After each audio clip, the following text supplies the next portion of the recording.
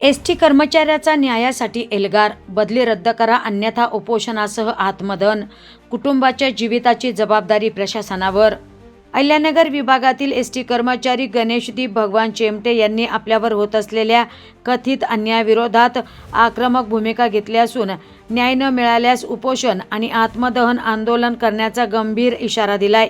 विभाग नियंत्रकांना दिलेल्या निवेदनात गणेशदीप चेमटे यांनी नमूद केलंय की 26 जून 2026 रोजी त्यांनी आपल्या कार्यालयासमोर झालेल्या अन्यायाविरोधात निवेदन दिले होते.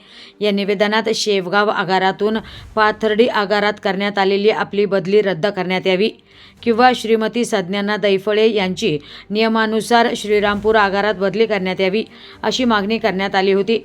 चेमटे यांनी पुढे निवेदनात म्हटलंय की न्याय मिळावा म्हणून त्यांनी वेळोवेळी विभागीय अधिकारी, जिल्हाधिकारी कार्यालय तसेच वरिष्ठ अधिकाऱ्यांकडे लेखी पाठपुरावा केला. मात्र प्रत्येक वेळी या प्रकरणाची चौकशी करण्याचे आश्वासन देऊनही कोणताही न्याय मिळाला नाही.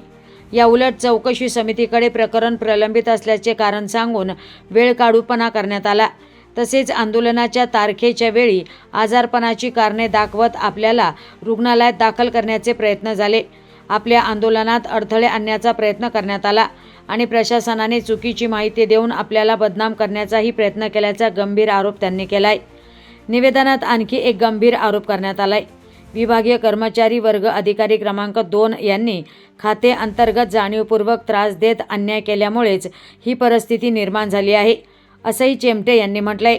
त्यामुळे शेवगाव आगारातून पाथर्डी आगारात झालेली बदली रद्द करण्यात आली नाही तर आपण निश्चित केलेल्या तारखेला उपोषणासह आत्मदहन आंदोलन करणार असल्याचा स्पष्ट इशारा दिलाय. आंदोलनादरम्यान स्वतःला अथवा आपल्या कुटुंबियांना कोणतीही जीवितहानी, अनुचित घटना किंवा नुकसान झाल्यास त्याची संपूर्ण जबाबदारी एसटी प्रशासन, अहिल्यानगर तसेच संबंधित अधिकारी आणि कर्मचारी वर्गावर राहील, असंही निवेदनात स्पष्टपणे नमूद करण्यात आलंय. या गंभीर निवेदनामुळे एसटी प्रशासनात खळबळ उडाली असून आता प्रशासन यावर कोणती भूमिका घेणार आणि संबंधित कर्मचाऱ्याला न्याय मिळणार का याकडे सर्वांचं लक्ष लागलंय.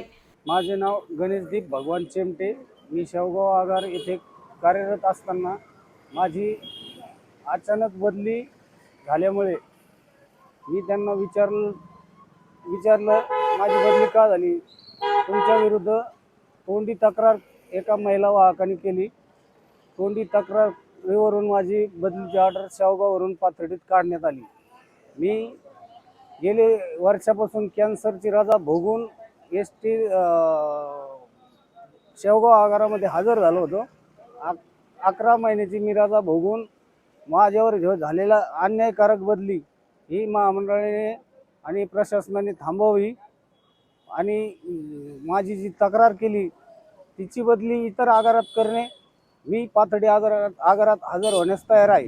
माझ्यावर जो अन्याय झालेला आहे, माझी जे 7 महिन्याचा जो पगार आहे जानेवारी महिन्यापासून तो मला माझा पगार मिळावा आणि माझ्यावर जो आरोपपत्र काढलेले आहेत, मला जे शिक्षा देण्याचा प्रयत्न केलेला आहे ते दप्तरी दाखल करण्यात यावा. जर तुमच्या मागण्या मान्य झाल्या नाही तर तुमची पुढची भूमिका काय असणार आहे? माझी पुढची भूमिका, माझी कुटुंबासहित मी आत्मदहनाचा इशारा दिलेला आहे. उद्याच्याला मी आत्मदहन करणार. मी चंद्रकला गणेशदीप चेमटे, राहणार शेवगाव. गणेशदीप यांची पत्नी, त्यांच्यावर जी बदली झाली त्यांची अन्यायकारक ती रद्द करण्यात यावी आणि जिने अन्याय केला तिची बदली दुसरीकडे कुठेही केली तरी चालेल, करण्यात यावी. दुसरी गोष्ट, ते कॅन्सरग्रस्त आहेत, त्यांना लवकरात लवकर न्याय मिळावा हीच प्रशासनाला माझी विनंती.